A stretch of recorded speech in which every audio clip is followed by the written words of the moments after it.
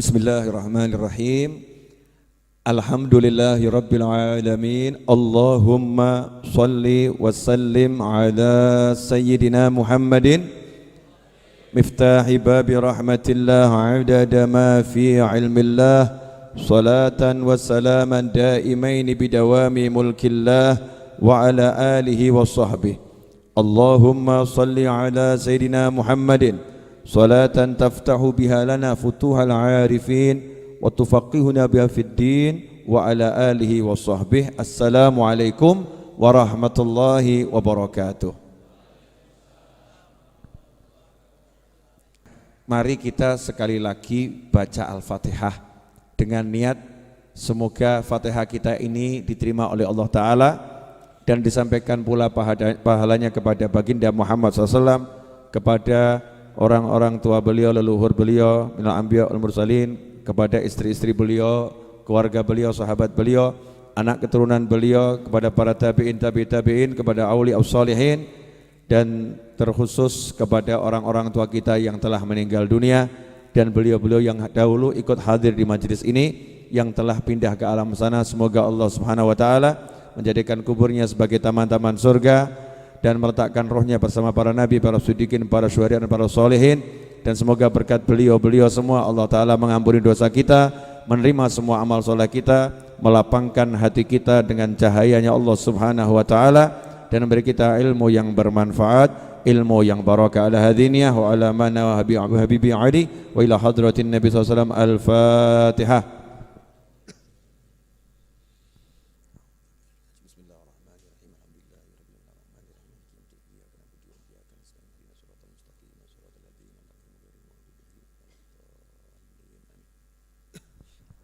Alhamdulillah.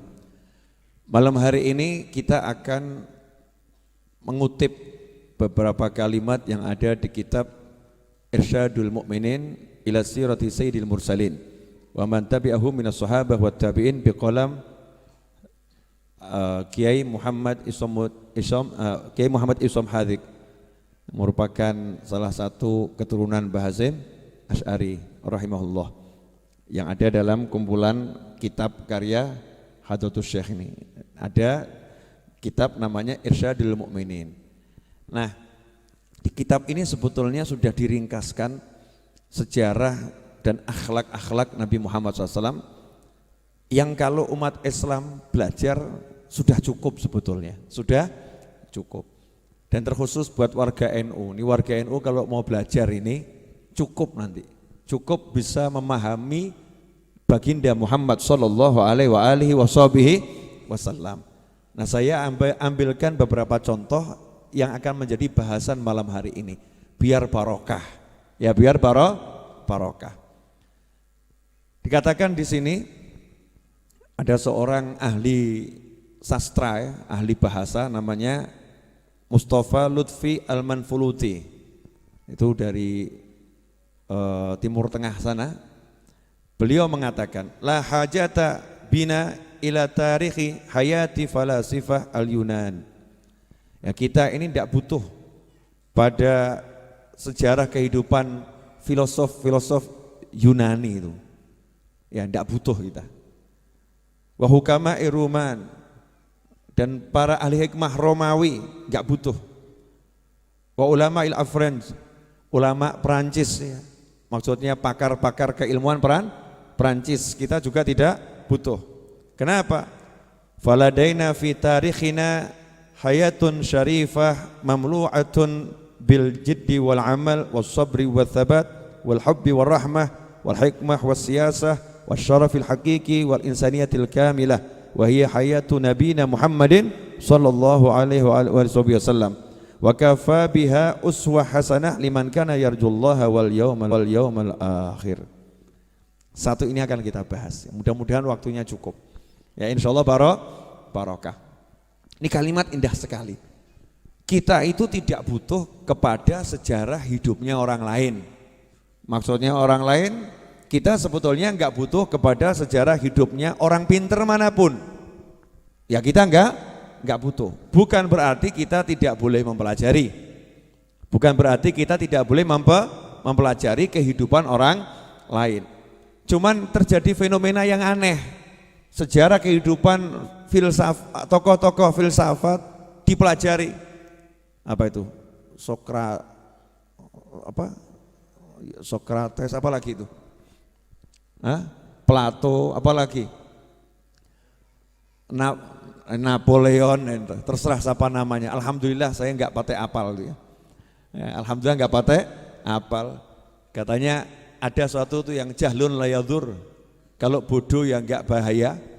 Kalau bodoh ya nggak bahaya. Kalau ngerti ya nggak pakai manfaat. Kalau ngerti ya nggak pakai manfaat. Sebetulnya kita nggak perlu belajar semua itu, nggak perlu. Kenapa? Karena di hadapan kita ada sejarah kehidupan satu manusia yang sejarah kehidupannya telah mencakup segala jenis ilmu yang dibutuhkan. Mau ilmu tentang kesungguhan ada di situ, ilmu tentang cinta ada di situ, ilmu tentang kasih sayang ada di situ, ilmu tentang sabar ada di situ, ilmu tentang apapun ada dalam sejarah kehidupan manusia yang satu ini. Siapa itu? Baginda Muhammad sallallahu alaihi wasallam. Makanya aneh kalau di diri Nabi Muhammad SAW sudah lengkap, justru kita enggak belajar tentang Rasulullah SAW, tapi kita belajar yang lain. Aneh atau enggak aneh? Aneh atau enggak aneh? Contoh, cara sukses ala Bill Gates.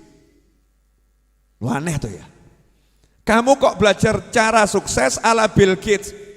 Bukan enggak boleh, tapi buat kamu muslim ya enggak pantas toh ya. Muslim tuh belajar cara sukses nomor 1, cara sukses ala Nabi Muhammad sallallahu alaihi wasallam. Kenapa? Karena yang benar-benar sukses al-haqiqi hanya Nabi Muhammad SAW, bukan yang lain. Saya ngomong begini mungkin yang nonton di dunia maya rodok heboh. Nah, karena kebanyakan orang sekarang kan belajar sukses ala Bill Gates, ala siapa lagi itu? Yang punya Facebook? Siapa? Wangelepol. Nyebut Kanjeng Nabi kan gampang, Muhammad SAW, selesai. Gitu kan ya? Nyebut namanya Rasulullah dapat pahala, betul? Nyebut namanya Rasulullah berarti ikut-ikut memuliakan Nabi Muhammad sallallahu alaihi wasallam. Lah kita ini sibuk nyebut namanya orang lain, yang Bill Gates, yang saya takut salah nyebut gitu loh. Zaman sekarang salah nyebut kan bisa jadi perkara, betul ya? Nanti dianggap merendahkan, melecehkan, semacam-macam lah gitu. Ini namanya tokoh-tokoh yang terkenal di dunia saat ini. Terkenal dengan apa? Sugihnya, Masya Allah. Kalau bab sugih, Namrud itu sugih pol. Betul? Nasibnya apa? Firaun sugih enggak? Sugih. Pinter enggak? Pinter. Saking pinternya Firaun bisa ngakali sak negara, aku Tuhan, keren tuh. Iya, bohongi satu negara, aku Tuhan. Satu negara percaya loh. Itu yang berani nentang cuman satu, Nabi Musa alaihissalam. Dan yang ikut Nabi Musa itu orang-orang lemah, orang-orang susah. Kalau bab masalah sugih, masalah duit, Masya Allah, sebelum kita ini tidak ada apa-apanya tuh. Bill Gates itu kekayaannya berapa toh? Siapa Max apa tadi itu? Kekayaannya siapa? Max Zuckerberg, angel tuh ya. Saya takut salah. Kekayaannya banyak, iya, tapi nggak ada apa-apanya sama kekayaan Namrud. Namrud aja kuncinya itu dari emas, yang ngangkat itu orang, Masya Allah, puluhan orang, badannya gede-gede. Itu baru ngangkat kunci untuk gudang emasnya itu. Nah, seperti apa tuh kekayaannya Namrud? Ya, Korun ya, kekayaan Korun, maaf, kekayaannya Korun. Seperti apa itu? Kekayaannya Korun. Lah Korun itu sampai sekarang si Korun, hartanya siapapun yang ketemu di bawah bumi dibilang harta siapa? Hartanya Bill Gates atau Korun? Korun. Enggak ada kamu gali bumi ketemu harta, kemudian ini harta Bill Gates, kalau ini harta Mark Zuckerberg, enggak ada. Hartanya siapa? Harta Korun. Harta karun Indonesianya. Arabnya harta Korun. Ya, saking sugihnya.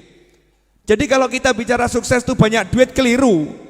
Salahnya luar biasa. Sukses bukan duit. Makanya rubah kepalamu, dirubah dulu. Benerkan kepala saya, benerkan kepala Anda, benerkan kepala kita. Sukses bukan duit. Udah selesai. Makanya yang nggak punya duit sukses. Tenang ya, Anda orang-orang sukses. Ya, karena sukses nggak butuh duit. Duit banyak nggak punya cinta, sakno. Kesian atau nggak kesian tuh? Duitnya banyak, golek bojo gak iso. Sukses atau gagal? Mending melarat bojo papat. Betul loh ya? Oh, itu namanya sukses. Ibu-ibu kok senyum-senyum kenapa? Mana yang lebih sukses Bu? Orang kaya nggak punya istri atau orang miskin istri 4? Orang kaya istri 4 tuh, Masya Allah. Ibu-ibu pengen jadi istrinya orang kaya. Bu, ya orang punya duit banyak tapi nggak punya pasangan hidup, sukses nggak itu? Ya menurut orang yang punya istri, kamu belum sukses. Betul. Masya Allah, ganteng gak laku. Oh kasihan. Itu kelihatannya yang ngomong kurang ganteng tapi laku itu. Maksudnya dibanding yang ganteng tadi loh ya. Ganteng gak laku, aku wajah biasa-biasa tapi laku. Sukses. Sukses gak ada urusannya sama duit. Gak ada urusannya sama duit. Punya duit tapi gak bisa ngapa-ngapain, buat apa? Rugi toh ya, ruginya luar biasa. Makanya kamu harus merubah, saya harus merubah, kita harus merubah. Maaf kalau saya pakai kata, makanya kamu biar kelihatan dekat gitu ya. Makanya kamu biar kelihatan dekat. Bukan maksudnya saya menggurui, bukan. Ya, kita harus merubah kata sukses. Jangan mengambil orang lain selain Nabi Muhammad SAW sebagai tolok ukur.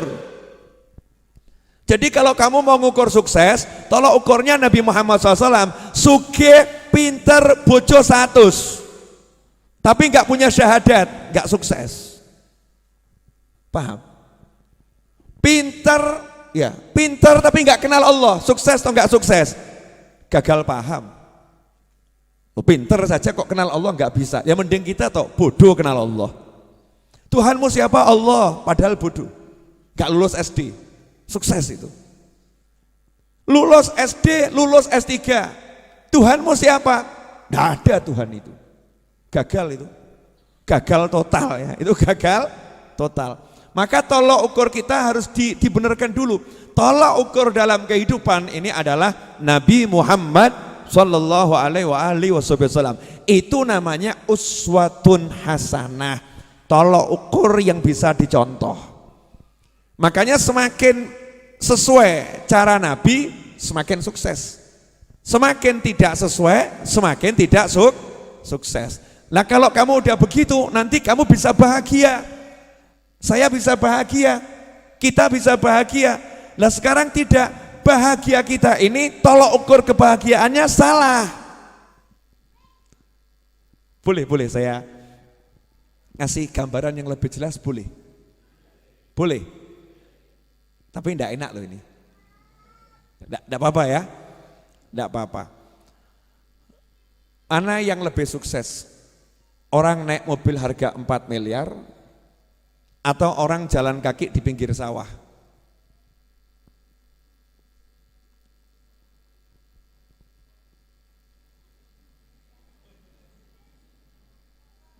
Bingung jawabnya. Mesti kita menganggap yang naik mobil harga 4 miliar ini sukses. Yang jalan kaki sano. Motor gak punya, sepeda gak punya, apalagi mobil. Kasihan dia. Jadi kita mengukur dengan ukuran apa ini? Kendaraannya mahal atau murah atau enggak punya kendaraan. Betul seperti itu. Nah ketika kita terbiasa ngukur seperti itu, makanya ketika kita enggak punya motor, bahagia atau susah? Susah. Karena tolok ukur kita salah. Kita ngukur bahagia itu dengan parameter yang keliru gitu loh. Parameternya keliru, tolok ukurnya keliru. Coba kalau tolok ukurnya Nabi Muhammad SAW, Masya Allah. Jalan kaki, ya jalan kaki. Nabi menceritakan dalam Al-Quran, Nabi Musa alaihi salam cari Nabi Khidir, cari guru, gak naik kuda. Nabi Musa cari guru, gak naik mobil harga 4 miliar. Sekarang jenengan cari guru, datang ke Majelis Ar-Raudhah, Masya Allah, naik motor, naik mobil, betul. Ada yang naik pesawat, serius, terbang dari Jakarta, ya. Terus dari bandara naik mobil, itu naik pesawat. Ada lagi yang naik kereta api, datang dari Bandung, ya, naik kereta api, dari Surabaya naik kereta api, dari Yogyakarta naik Pramek, murah, meriah, cepat. Betul kan ya? Naik kereta api, naik kendaraan. Nabi Musa alaihissalam jalan kaki.